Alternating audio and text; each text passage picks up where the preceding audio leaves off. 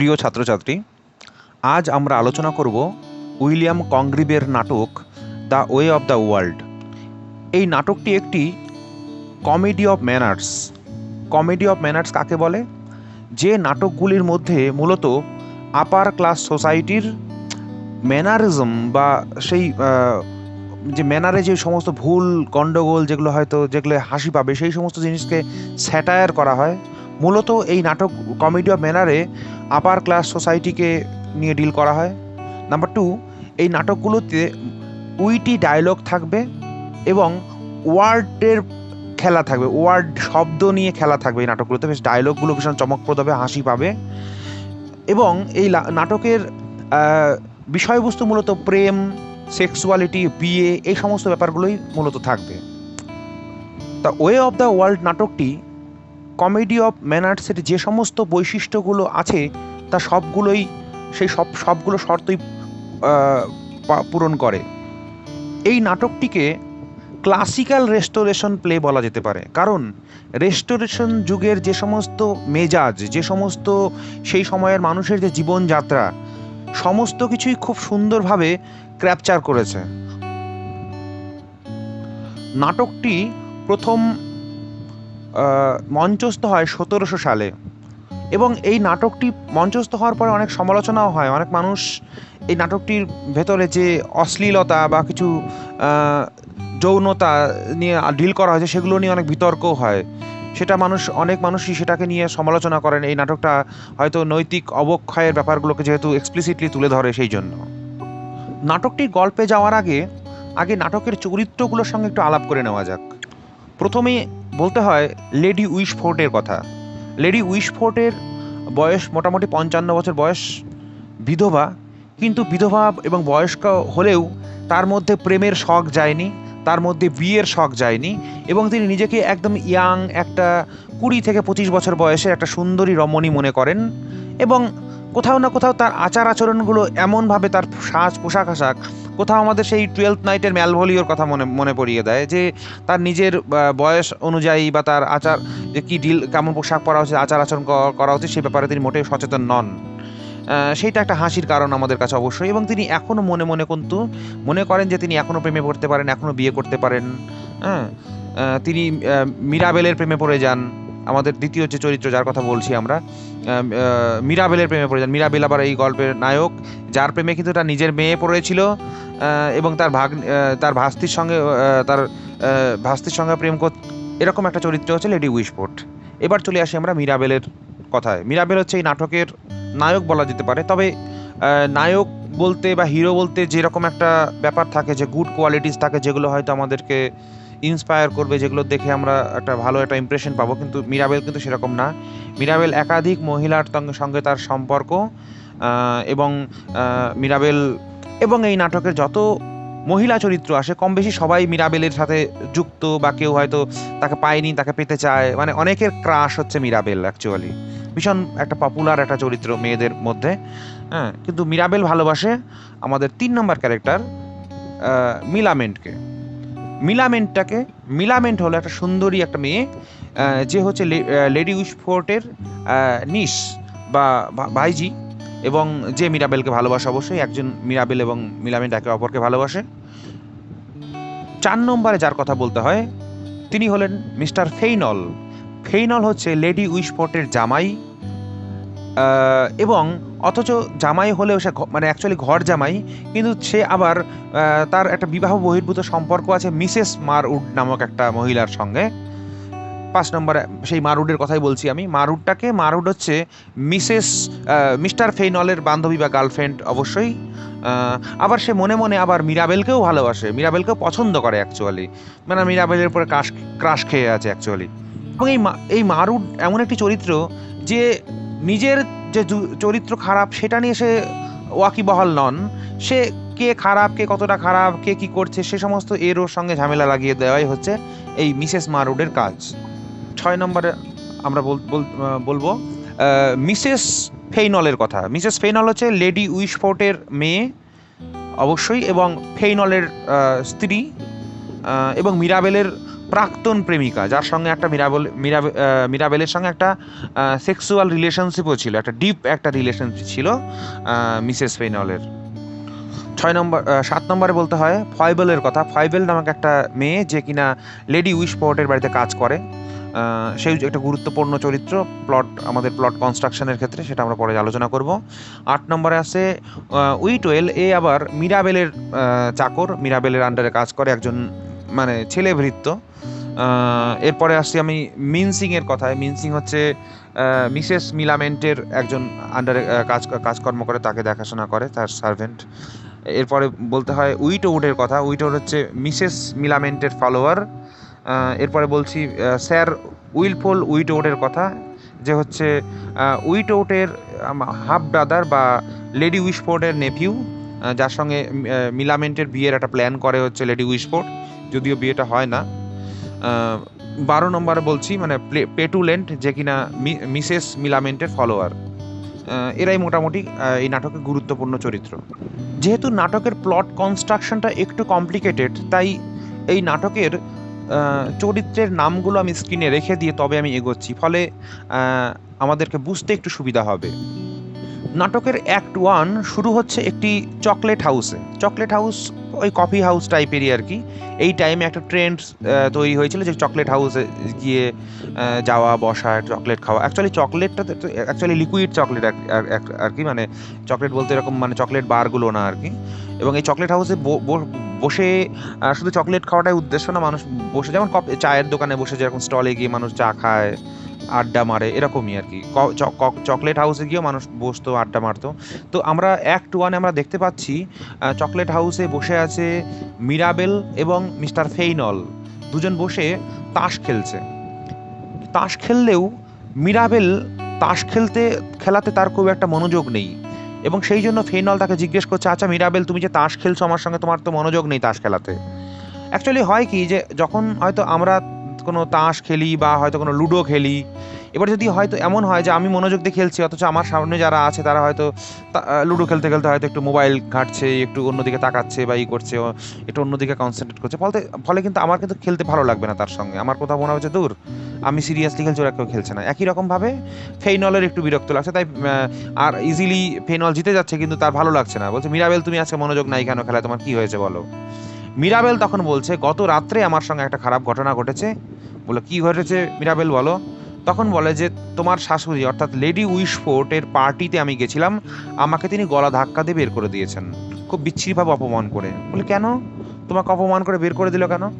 বলে, অ্যাকচুয়ালি আমি ওনাকে একটু ফ্লার্ট করছিলাম, ওনাকে নানান রকম প্রশংসা করা, যে আপনাকে ভালো লাগছে, দেখতে সুন্দর লাগছে, নানান রকম সব একটু ফ্লার্ট করছিলাম আর কি। এই ফ্লার্টটা উনি বেশ এনজয় করছিলেন। উনি ভেবেছিলেন যে মিরাবেল হয়তো আমাকে পছন্দ করে, আমাকে ভালোবাসে, এবং উনি মনে মনে স্বপ্ন দেখতে শুরু করেছিলেন। কিন্তু এই মুহূর্তে গিয়ে তার স্বপ্নটা ভেঙে দেয় মিসেস মারউড নামক এই শয়তান মহিলা। উনি গিয়ে লেডি উইশপোর্টকে কান ভাঙানি দেয়, যে বলে যে ম্যাডাম, যে তোমার যে এই মিরাবেল আপনাকে যে এত তেল মারছে, এটা অ্যাকচুয়ালি কী জন্য বলুন তো? এটা অ্যাকচুয়ালি আপনাকে প্রেম করে বা আপনার প্রতি কোনো ভালো লাগা আছে তা কিন্তু না। অ্যাকচুয়ালি আপনার যে নিস আছে, যে আপনার যে ভাইজি আছে মিলামেন্ট, এই মিলামেন্টের সঙ্গে ওর একটা সম্পর্ক আছে, তাই ওর নিজের আগামীতে সুবিধা করে নেওয়ার জন্য, যাতে তার সঙ্গে যে প্রেমের মিলন হয়, সেই জন্য আপনাকে খুশি করে রাখতে চাইছে আর কি। এই কথা শুনে লেডি উইশপোর্ট তেলে বেগুনে জ্বলে ওঠেন এবং মিরাবেলকে অপমান করে ঘাড় ধাক্কা দিয়ে বের করে দেন সেই পার্টি থেকে। এই কথাটাই তিনি ফেইনলকে বলেন। ফেইনল বলে, ও আচ্ছা এই ব্যাপার, তো তুমি এখন কি ভাবছো? তাহলে তো সিচুয়েশন খুব কমপ্লিকেটেড হয়ে গেল, তোমার সঙ্গে তো মিলামেন্টের বিয়েটা উনি দিতে চাইবেন না। তো যাই হোক, তুমি নিজেদের মধ্যে তোমরা সেটেল করে নিজেরা বিয়ে করে নিচ্ছ না কেন? তোমরা দুজনকেই তো ভালোবাসো। বলছে, না, এখানে একটা সমস্যা আছে। বলে, কি সমস্যা? বলে, এই যে মিলামেন্ট যে কিনা পিসির আন্ডারে থাকে আর কি, এই মিলামেন্টের বাবা মারা যাওয়ার সময় তার মানে এই আন্টির কাছে, লেডি উইশপোর্টের কাছে 12,000 পাউন্ড রেখে গেছে তার নামে আর কি, তার মেয়ের জন্য। কিন্তু এবং বলা আছে যে কুমারী অবস্থায় বিয়ের আগে সে 6,000 পাউন্ড খরচা করতে পারবে, এবং বিয়ের পরে 6,000 পাউন্ড তাকে দিয়ে দেওয়া হবে। কিন্তু লেডি উইশফোর্ড কি করছেন? লেডি উইশফোর্ড মিলামেনকে বলেছে, তুই যদি আমার পছন্দ করা পাত্রর সঙ্গে বিয়ে না করিস তাহলে তোকে আমি 6,000 পাউন্ড দেবো না। অর্থাৎ এই সিচুয়েশনে দাঁড়িয়ে টাকাটাও তো জীবনে মূল্যবান, টাকাটাও তো একটা জীবনে গুরুত্বপূর্ণ। সেই জন্য তার মানে আন্টিকে কোনো রকম রাগিয়ে চটিয়ে সে বিয়ে করতে চাইছে না। হ্যাঁ, সেক্ষেত্রে সবাই আমরা দুজনই চাইছি যে একটা কোনোভাবে কনভিন্স করে তারপরে আমরা বিয়েটা করব। এদিকে লেডি উইসফোর্টের ইচ্ছে হচ্ছে তার একটা নেফিউ আছে, যার নাম আমরা 9 নম্বরে দেখতে পাচ্ছি স্ক্রিনে, স্যার উইলফুল উইটউড, যে কিনা একটা ফরেন থেকে আসবে বলে শোনা যাচ্ছে। সে আসলে পরে তার সঙ্গে মিলামেন্টের বিয়ে দেওয়ার পরিকল্পনা করেছে লেডি উইসফোর্ট। কিন্তু মিসেস মিলামেন্ট কিন্তু তাকে বিয়ে করতে একেবারেই আগ্রহী না, কারণ সে মিরাবেলকে ভালোবাসে। এবার শুরু হচ্ছে অ্যাক্ট টুর। কোথায় ঘটছে ঘটনাটা? অ্যাক্ট টুর ঘটনাটা ঘটছে হচ্ছে সেন্ট জেমস পার্কে মিসেস ফেইনল এবং মিসেস মারউড দুজন বসে আছে। দুজনই একে অপরেই পুরুষদের প্রতি একটা বিদ্বেষ প্রকাশ করছে, পুরুষদের প্রতি একটা তাদের বিতৃষ্ণা তারা প্রকাশ করছে, পুরুষটা খারাপ এই সেই। এবং মিসেস ফেইনল কিন্তু বেশ একটা ডিস্টার্ব দেখাচ্ছে। সেই জন্য মিসেস মারুড জিজ্ঞেস করে, আচ্ছা তোমাকে এরকম মানে ডিস্টার্ব লাগছে কেন? তখন বলে যে আমি আমার হাজব্যান্ডকে নিয়ে প্রচণ্ড তিতিবিরক্ত, প্রচণ্ড আমি হ্যাপি নই আমার হাজব্যান্ডের সঙ্গে। সেই সময় সেই মঞ্চে আসে, অর্থাৎ সেই পার্কেই আসে আর কি, সেই যেহেতু আমাদের সেটিংটা হচ্ছে এখন সেন্ট জেমস পার্ক, সেই পার্কেই হাজির হয় মিরাবেল এবং মিস্টার ফেইনল স্ত্রীকে দেখে বলে, তোমাকে উস্কো লাগছে, বাজে লাগছে দেখতে। কিন্তু সেখানে গিয়ে মিরাবেল বলে, না মোটেই না, তোমাকে দেখতে যথেষ্ট সুন্দরী লাগছে, ফালতু কথা বলছে তোমার হাজব্যান্ড, তুমি এসব নিয়ে চিন্তা করো না। এরপরে মিস্টার ফেইনল কি করে, তার যে মানে অবৈধ সম্পর্ক রয়েছে মিসেস মারউডের সঙ্গে, তাকে নিয়ে সে কি করে, বলে তোমার সঙ্গে আমার কথা আছে বলে তারা একটা পার্কের অন্যদিকে চলে যায়। আর এদিকে পড়ে থাকে দুজন থাকে হচ্ছে মিরাবেল এবং মিসেস ফেইনল। মিরাবেল মিসেস ফেইনলকে বলে, আচ্ছা এইরকম একটা ফালতু লোককে তুমি হাজব্যান্ড হিসাবে কি করে আছো বলো তো, বিরক্ত লাগে না তোমার? তখন মিসেস ফেইনল প্রকাশ করে যে, আরে এর সঙ্গে আছি কি জন্য বলো তো? এর সঙ্গে আছি, আমি যদি প্রেগনেন্ট হয়ে যাই, গর্ভবতী হয়ে যাই, আমার হাজব্যান্ডের উপরে দোষ চাপাতে পারবো। আসলে তো সে সন্তানের বাবা হচ্ছে তুমি। অর্থাৎ আমরা জানতে পারছি যে এর সঙ্গে একটা প্রাক্তন এর হচ্ছে একটা সম্পর্ক ছিল, প্রেম ছিল, প্রণয় ছিল এবং তাদের মধ্যে একটা সেক্সুয়াল রিলেশনশিপও ছিল। হ্যাঁ, সেই জন্য সে তার হাজব্যান্ডকে তার সঙ্গে আছে, খারাপ লাগলেও তার সঙ্গে সে আছে, যাতে করে যদি সে প্রেগনেন্ট হয়ে যায় তার হাজব্যান্ডকে সে ঘাড়ে সেই দোষটা চাপাতে পারবে।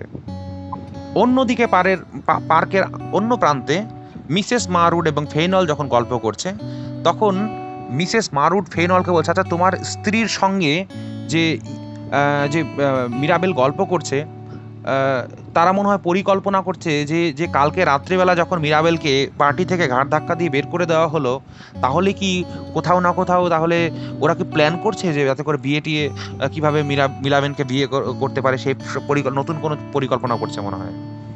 তখন মিস্টার ফেইনল মারউডকে ধমক দেয়, বলে তোমার কি ব্যাপার, তুমি আমার সঙ্গে আছো, তুমি আমার ব্যাপারে কোনো কথা না বলে তুমি মিরাবেলকে নিয়ে তোমার ইন্টারেস্ট কেন? ও আমার সঙ্গে পোষাচ্ছে না তোমার, তাই তো? তুমি মিরাবেলকে চাইছো, তাই তো? একটা যেটা হয় আর কি, প্রেম ভালোবাসা হলে যেটা একটা জেলাসি কাজ করে আর কি, একটা হিংসে হয়, একটা সন্দেহ হয়। তোমার মিরাবেলের প্রতি তোমার এত ঝোঁক কেন? ও যা করছে করুক না, তোমার এত মাথা ব্যথা কেন শুনি? তখন মিসেস মারউডও একটু বিরক্ত হয়ে বলে যে, দেখো তুমি আমাকে সেরকম করলে আমি কিন্তু তোমার গোপন কথা সব বলে দেবো। তখন আবার মারউডকে কন্ট্রোল করার জন্য বলে, আরে আমি কি সাধেই এই সংসারে বা এই বউকে নিয়ে আছি নাকি? আমি তো তোমার সঙ্গে থাকতে চাই। আমি এই বাড়িতে ঘর জামাই হয়ে আছি কি জন্য? কারণ এই বুড়ির একমাত্র মেয়ে হচ্ছে আমার বউ, অর্থাৎ মিসেস ফেইনল। অর্থাৎ ওর সমস্ত টাকা পয়সা আমি হাতিয়ে নিয়ে তোমার সঙ্গে আমি ঘর বাঁধতে চাই, তোমার সঙ্গে আমি থাকতে চাই, এই হচ্ছে আমার পরিকল্পনা। এই কথাতে মিসেস মারউড একটু শান্ত হলো। এদিকে মিরাবেল একটা পরিকল্পনা করেছে যে লেডি উইসফোর্ডকে একটা ফাঁদে ফেলতে হবে, না হলে কিন্তু সে লেডি উইসফোর্ডকে কিন্তু যেভাবে তার উপরে রেগে আছে লেডি উইসফোর্ড, তাতে কিন্তু তার সঙ্গে কিন্তু মিলামেন্টকে বিয়ে দেবে না। তাই মিরাবেল প্ল্যান করেছে কি, তার যে কাজের যে ছেলেটা যেটা ওয়েটওয়েল এবং লেডি উইসফোর্ডের বাড়িতে যে কাজের মেয়েটা যেটা আছে ফয়বল, তাদের দুজনের বিয়ে দিয়ে দিয়েছে। বিয়ে দিয়ে ওয়েটওয়েলকে একটা ছদ্মবেশ ধারণ করতে বলেছে। ওয়েটওয়েল স্যার রোল্যান্ড নামক একটা ছদ্মবেশ ধারণ করে সেই বাড়িতে লেডি উইসফোর্ডের বাড়িতে যাবে। আর ফয়বল সেখানে যেহেতু ওই বাড়িতেই কাজ করে, ফয়বল লেডি উইসফোর্ডকে বলেছে, ম্যাডাম একজন ভদ্রলোক আসবে, সেই স্যার রোল্যান্ড নামক একদম দারুণ আপনাকে বিয়ে করতে চায়, এই সেই একটা দারুণ আপনার প্রতি ফিদা হয়ে যাবে আপনি আপনি আপনি যদি বিয়ে করতে আগ্রহী থাকেন। আর লেডি উইসফোর্ড যেহেতু একটু বিয়ে পাগলা হয়ে গেছে, সেই জন্য সেও একটা বেশ আগ্রহ নিয়ে পুরো একদম ভালো করে সেই যে গুজে নানান রকম মেকআপ টেকআপ করে একদম অপেক্ষা করছে সেই ইসের জন্য, সেই স্যার রোল্যান্ডের জন্য। হ্যাঁ, এবং স্যার রোল্যান্ড যখন সেখানে গিয়ে হাজির হয় এবং সেখানে একটা বেশ একটা মজার একটা ব্যাপার হয়, সেখানে হাসি, আমরাও দর্শকরা ভীষণ এন্টারটেন্ড হয়। তার কারণ হচ্ছে এখানে এটাকে বলে ড্রামাটিক আইরনি অ্যাকচুয়ালি, যে আমরা দর্শকরা বুঝতে পারছি যে একটা ছদ্মবেশ ধারণ করে সে গেছে, কিন্তু লেডি উইসফোর্ড তো বুঝতে পারছে না যেটা একটা ওয়েটওয়েলই ছদ্মবেশ ধারণ করে এসছে, তাই সে এমন বিহেভ করছে, এমন বাচ্চার মতো, এমন করে পাগলির মতো ব্যবহার করছে তাকে পাওয়ার জন্য, বিয়ে করার জন্য। সেটা দেখে আমাদের প্রচণ্ড হাসি পায় আর কি। শাশুড়ি বিয়ে করছে শুনে মিস্টার ফেনল প্রচণ্ড রেগে যায়। রেগে গিয়ে সে এখানে এসে বলে যে আপনি এই সমস্ত কি করছেন, আপনি যদি এরকম করে বিয়ে করেন আমি কিন্তু আপনার মেয়েকে ডিভোর্স দিয়ে দেবো। আপনি আপনার মেয়ের সঙ্গে যে একটা অবৈধ সম্পর্ক ছিল মিরাবেলের, আমি জানি না নাকি? আপনার অবৈধ একটা অসৎ দুশ্চরিত্র মেয়ের সঙ্গে আমাকে বিয়ে দিয়ে আপনি আমাকে ফাঁসিয়ে দিয়েছেন। আপনার মেয়েকে আমি ডিভোর্স করে দেবো, আমাকে আপনার প্রপার্টির সমস্ত সম্পত্তি দিতে হবে, আর মিলামেন্টের যে 6,000 পাউন্ড যেটা আছে সেটাও আমাকে দিতে হবে, আর আমার স্ত্রীর নামে যা সম্পত্তি সেটাও দিতে হবে। এদিকে জানা যায় যে তার যে স্ত্রী মিসেস ফেইনল, সে যখন তার সঙ্গে মিরাবেলের যখন প্রেম ছিল, তখন মিরাবেলকে তার নিজের সম্পত্তির কিছুটা অংশ সে গচ্ছিত রেখেছিল, তার কাছে জমা রেখেছিল আর কি, সেই উইল করে রেখেছিল আর কি। লেডি উইসফোর্ড ভারী সমস্যায় পড়ে। এদিকে ওয়েটওয়েল যে স্যার রোল্যান্ড হিসেবে সেজেছে সেটাও এক্সপোজ হয়ে যায় এবং তাকে পুলিশকে ধরিয়ে দেওয়া হয়, লেডি উইসফোর্ড তাকে ধরিয়ে দেয়।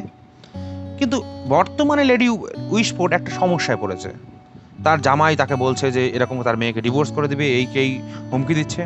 সে বলে, আচ্ছা তুমি আমার মেয়েকে ডিভোর্স করতে চাইলে আমি কিন্তু কোর্টে কেস করব, তোমার নামে মামলা করব।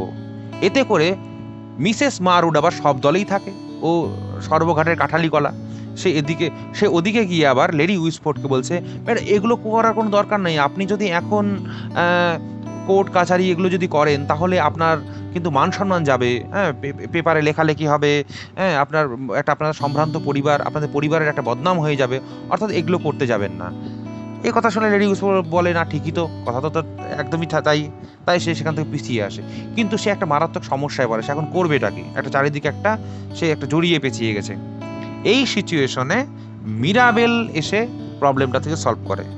মিরাবেল বলে যে এই যে ফেনল, যে তুমি যে এই রকম করে তোমার বউকে, মিসেস ফেনলকে বলছো, তোমার স্ত্রীকে বলছো তোমার স্ত্রী দুশ্চরিত্র, এই সেই, তুমি কি শুনি, তোমার ব্যাপারে আমি জানি না, তুমিও তো মিসেস মারউডের সঙ্গে তোমার একটা অবৈধ সম্পর্ক আছে, তাহলে তোমার স্ত্রী যদি অবৈধ সম্পর্ক বা প্রাক্তন কোনো যদি খারাপ কোনো ইতিহাস থাকে, তুমি তো বর্তমানেও তুমি খারাপ কিছু করছো, অর্থাৎ তুমি তো কোনো অংশে ধোয়া তুলসী পাতা নাও, তাহলে তুমি কি করছো? এই কথা শুনে ফেইনল ঠান্ডা হয়, সে একটা বেকায়দায় পড়ে যায়। সেই সিচুয়েশনে সে নরম হয়ে যায় এবং প্রবলেম সলভ হয়ে যায় কিছুটা লেডি উইসফোর্ডের, এবং লেডি উইসফোর্ড এই পরিস্থিতিতে দাঁড়িয়ে সে মিরাবেলের সঙ্গে মিলামেন্টের বিয়ে দিতে রাজি হয়ে যায়। এই হচ্ছে আমাদের দ্য ওয়ে অফ দ্য ওয়ার্ল্ডের গল্প। এই গল্পের আমরা দেখতে পেলাম তাহলে মোটামুটি যে সমস্ত ওয়ে অফ কমেডি অফ ম্যানারের মধ্যে যে সমস্ত বৈশিষ্ট্যগুলো থাকা দরকার তা সবগুলোই মোটামুটি এই নাটকের মধ্যে আছে। এই নাটকটা মূলত আপার ক্লাস সোসাইটিকে নিয়ে ডিল করলো, সেটা দেখতে পেলাম। এই নাটকে আমরা দেখতে পেলাম যে ম্যানারগুলোকে, তাদের যে আচার আচরণ সেগুলোকে নিয়ে কোথাও একটা ব্যঙ্গ করলো, স্যাটায়ার করলো, সেটা হলো। এই নাটকের বিষয়বস্তু মূলত দেখতে পেলাম আমরা প্রেম, বিবাহ এবং সেক্স, এক্সট্রা ম্যারিটাল অ্যাফেয়ার, সেগুলো আমরা দেখতে পেলাম। এবং এই নাটকের মধ্যে উইটি ডায়লগ তো অবশ্যই আছেই। সমস্ত কিছু মিলিয়ে এই নাটকটা একটা রেস্টোরেশন যুগের সেই মানুষদের যে মেজাজটা, সেই মানুষদের আচার আচরণ, সেগুলোকে ভীষণ ভিভিডলি পোর্ট্রে করে।